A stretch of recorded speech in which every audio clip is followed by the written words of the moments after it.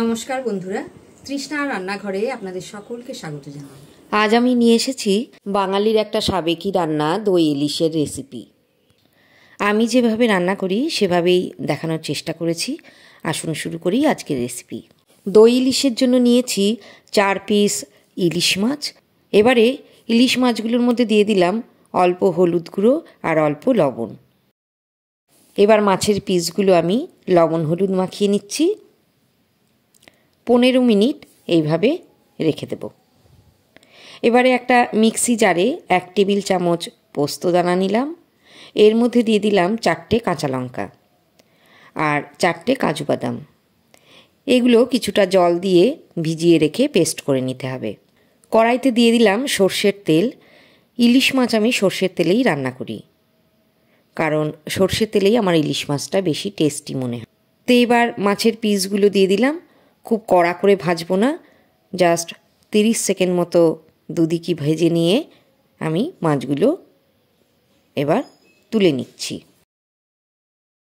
এখন তেলের ওপর দিয়ে দিলাম 1 চামচ হলুদ গুঁড়ো আর দিলাম 1/2 চামচ গোটা জিরে। জিরে ফুটলে দিয়ে দিলাম মিক্সিতে বেটে নেওয়া পোস্ত কাজু বাটা। এবার একটু কষিয়ে নেব। 1 মিনিট মতো কষিয়ে নিচ্ছি। 1/2 চামচ আদা বাটা দিয়ে দিলাম। দিয়ে দিলাম স্বাদ মতো লবণ। আরও একটু নেড়ে দিতে হবে।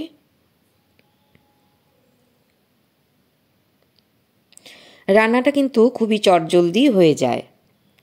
এখন দিচ্ছি ফ্যাটানো মিষ্টি দই। 1/2 কাপ মতো দই আমি দিয়েছি। যেহেতু 4 পিস মাছ, তাই 1/2 কাপ দইতেই হয়ে যাবে। যদি টক দই ব্যবহার করেন তাহলে সামান্য পরিমাণ চিনি দিয়ে ফেটিয়ে নিতে হবে। এবারে অনবরত নাড়তে হবে।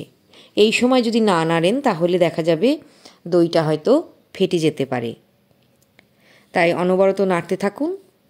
1 মিনিট মতো নেড়ে নিয়ে ভেজে রাখা মাছের পিসগুলো দিয়ে দিলাম। 1/2 কাপ জল দিয়ে দিচ্ছি গ্রেভির জন্য। একটু মিশিয়ে নিতে হবে।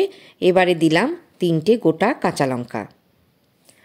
ঢাকনা বন্ধ করে দিন আর 5 মিনিট মিডিয়াম আঁচে রান্না করুন। 5 মিনিট পর ফিরে এলাম। ইলিশ মাছ খুবই নরম হয়, তাই এর মধ্যেই মাছ সেদ্ধ হয়ে যাবে। গ্রেভিটাও দেখুন ঘন হয়ে গেছে আর চারপাশে দেখুন তেল ভেসে উঠছে। এবারে নামিয়ে ফেলুন। তৈরি হয়ে গেল দই ইলিশ। দই ইলিশ বাসন্তী পোলাও, ফ্রায়েড রাইস বা সাদা ভাতের সাথে পরিবেশন করুন। যারা আমার চ্যানেলে নতুন তারা চটজলদি সাবস্ক্রাইব করে নিন আর বেল আইকনটা প্রেস করতে ভুলবেন না, তাহলে সমস্ত নোটিফিকেশান আপনার কাছে পৌঁছে যাবে।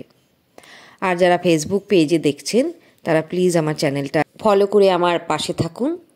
আজকের মতো বিদায় নিচ্ছি। ভালো থাকবেন, সুস্থ থাকবেন।